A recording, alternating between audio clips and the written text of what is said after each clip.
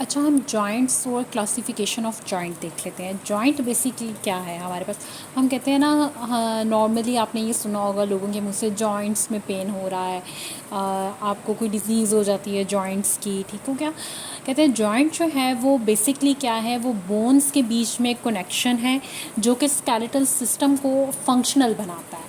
अगर skeletal system के साथ हमारे पास जॉइंट्स अगर उसके बीच में प्रेजेंट ना हो, मसल्स प्रेजेंट ना हो, तो हमारे पास मूवमेंट नहीं हो सकती। उस मूवमेंट को, उस चीज़ को फंक्शनल बनाने के लिए हमारे पास जॉइंट्स प्रेजेंट होते हैं।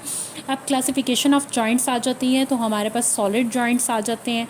सॉलिड जॉइंट्स आगे, हमारे पास फाइब्रस फिक्स जॉइंट्स आगे हैं, कार्टिलेजियस जॉइंट्स आगे, और मिक्स्ड सॉलिड जॉइंट आ जाते हैं। ठीक है, हम बात करेंगे सबसे पहले कार्टिलेजियसनस और या फिर स्लाइटली मूवेबल जॉइंट्स के बारे में।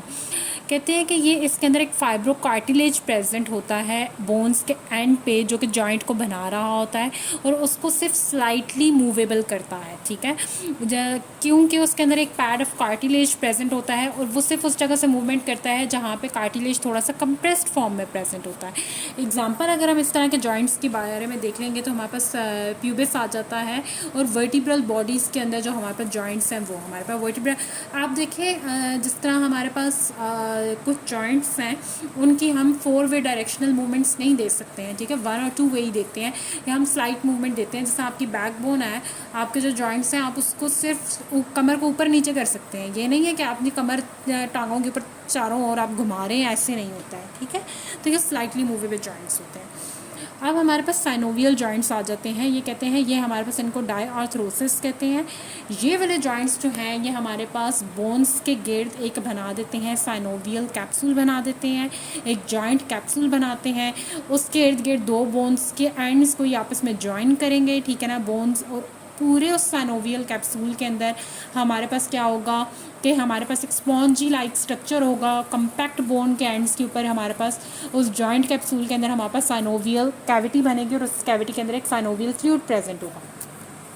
ये कहते हैं कि ये 2 लेयर्स का बना होता है। आर्टिकुलर कैप्सूल होता है जो कि बोन्स को एक स्ट्रक्चर के अंदर एक साथ जॉइंट रखता है, और इनर लेयर होती है जिसे हम साइनोवियल मेम्ब्रेन कह रहे होते हैं, जो कि साइनोवियल फ्लूइड को अपने अंदर इंटैक्ट रख रहा होता है। ये आपको समझ ऐसे आएगा कि अगर आप इस डायग्राम को देखेंगे तो आपको समझ आएगा कि हमारे पास 2 बोन्स हैं। इन बोन्स के इर्द गिर्द अगर आप देखें तो हमारे पास एक जॉइंट कैप्सूल बन जाता है। ठीक है, इस जॉइंट कैप्सूल के अंदर एक छोटी कैविटी होती है। ठीक है, इसको हम साइनोवियल मेम्ब्रेन कह रहे होते हैं। ये हमारे साइनोवियल मेम्ब्रेन है। इसके अंदर जो फ्लूइड प्रेजेंट है उसको हम साइनोवियल फ्लूइड कहते हैं।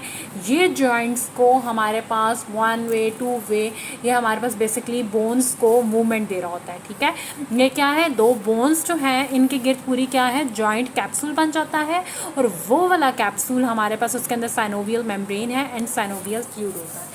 ठीक है, ये हमने जॉइंट्स के बारे में पढ़ लिया कि कुछ सॉलिड जॉइंट्स हैं जो कि बिल्कुल मूवमेंट नहीं देते। कनेक्टिव कार्टिलेजिनस हमारे पास अगर देखा जाएगा तो वहाँ पे कुछ हमारे पास 1 वे मूवमेंट, स्लाइट मूवमेंट प्रेजेंट होगी, एंड साइनोवियल जॉइंट्स आ जाते हैं जिनके अंदर हमारे पास ग्रेटर मूवमेंट होती है जॉइंट कैप्सूल की वजह से। ठीक है, आज हम फिर एनाटॉमी हमारी ख़त्म हो गई है, नेक्स्ट हम फिजियोलॉजी स्टार्ट करेंगे।